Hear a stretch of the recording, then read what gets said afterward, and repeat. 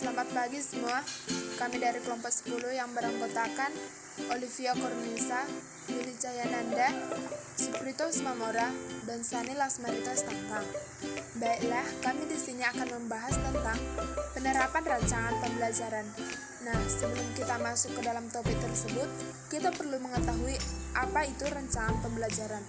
Nah, rancangan pembelajaran adalah pegangan seorang guru dalam mengajar di kelas atau sering disebut RPP yang dibuat oleh guru untuk membantunya dalam mengajar agar sesuai dengan standar kompetensi dasar pada hari tersebut. Penerapan rancangan pembelajaran. Pengertian perencanaan pembelajaran. Dalam pengertian perencanaan pembelajaran ada 3 hasil. Yang pertama, catatan hasil pemikiran awal guru sebelum mengelola proses pembelajaran. Yang kedua, berisi hal-hal yang harus atau yang perlu dilakukan guru dan siswa dalam proses pembelajaran. Yang ketiga, meliputi unsur-unsur standar kompetensi yang ingin dicapai, pemilihan materi, metode, media, dan alat evaluasi. Maksud dari pengertian perencanaan pembelajaran ini yaitu dengan adanya rancangan pembelajaran, maka kita akan melihat catatan hasil pemikiran awal guru, hal-hal apa yang akan dilakukan guru dan siswa dalam proses pembelajaran, unsur-unsur standar kompetensi apa yang akan kita capai, pemilihan materi bagaimana yang akan kita gunakan, metode pembelajaran apa yang akan kita gunakan sehingga siswa tidak merasa bosan dalam belajar, media apa yang akan kita gunakan untuk belajar, dan alat evaluasi yang bagaimana yang akan kita gunakan untuk menyampaikan materi. Materi yang kedua, landasan rencana pelaksanaan pembelajaran. Landasan rencana pelaksanaan pembelajaran menurut Peraturan Pemerintah Nomor 19 Tahun 2005 Pasal 20 mengatakan bahwa perencanaan proses pembelajaran meliputi silabus dan rencana pelaksanaan pembelajaran yang membuat sekurang-kurangnya tujuan pembelajaran, materi pembelajaran, metode pembelajaran, sumber belajar, dan penilaian hasil belajar. Yang artinya, landasan rencana pelaksanaan pembelajaran menurut peraturan ini akan meliputi sebuah silabus yang telah direncanakan sebelum melakukan pembelajaran, pelaksanaan pembelajaran yang membuat tujuan pembelajaran ini dengan baik, materi pembelajaran yang bagaimana akan kita sampaikan ke siswa, metode pembelajaran apa yang akan kita gunakan dalam ruang kelas, sumber belajar dari mana yang akan kita dapat atau kita peroleh untuk menyampaikan materi, dan penilaian hasil belajar bagaimana yang akan kita dapat dari siswa. Dan yang kita butuhkan penilaian hasil belajar itu adalah penilaian hasil yang baik.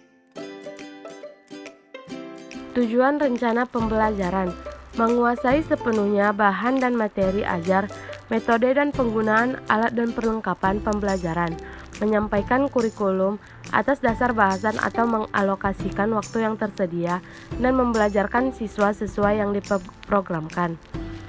Unsur-unsur perencanaan pembelajaran. 1. Ilmiah, yaitu keseluruhan materi yang dikembangkan atau dirancang oleh guru, termasuk kegiatan yang menjadi muatan dalam silabus dan rencana pelaksanaan dan pembelajaran, harus benar dan dapat dipertanggungjawabkan secara keilmuan. 2. Relevan, yaitu cakupan, kedalaman, tingkat kesukaran dan urutan penyajian materi dalam silabus sesuai dengan tingkat perkembangan fisik, intelektual, sosial, emosional, dan spiritual peserta didik.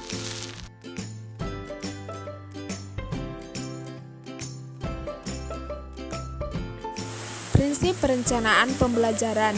Yang pertama, pembelajaran yang disiapkan secara cermat dan sistematis akan dapat membantu perkembangan siswa secara maksimal. Yang kedua, perencanaan yang cermat dan sistematis dikembangkan dengan mempertimbangkan berbagai aspek seperti teori belajar dan karakter siswa. Yang ketiga, hendaknya diarahkan untuk membantu proses belajar siswa secara individual. Yang keempat, hendaknya dikembangkan dengan pendekatan sistem menggunakan langkah dengan proses pengembangan. Yang kelima, harus mempertimbangkan pemanfaatan berbagai sumber dan alat bantu belajar. Fungsi perencanaan pembelajaran. Yang pertama, dapat menggambarkan berbagai kelemahan yang ada sehingga meningkatkan program. Yang kedua, Agar proses pembelajaran bisa berjalan dengan baik dan mendapatkan hasil pencapaian yang optimal, maka jika kita menjadi seorang guru, kita harus memahami kurikulum yang berlaku di dalam sekolah.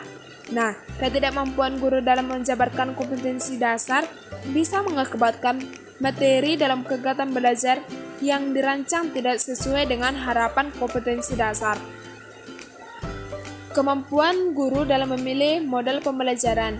Nah, jika guru sudah bisa memilih model pembelajaran, maka siswa juga sudah bisa mengikuti materi atau bahan yang diajarkan oleh seorang guru.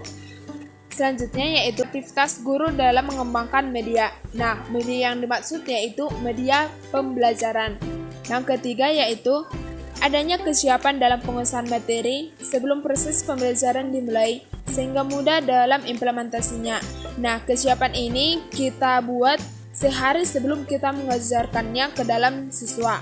Yang keempat, titik tolak atau sudut pandang terhadap proses pembelajaran yang menuju pada pandangan tentang terjadinya suatu proses yang sifatnya masih sangat umum.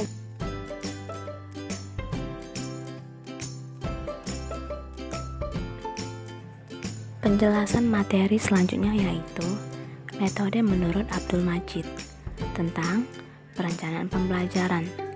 Yang pertama, metode ceramah.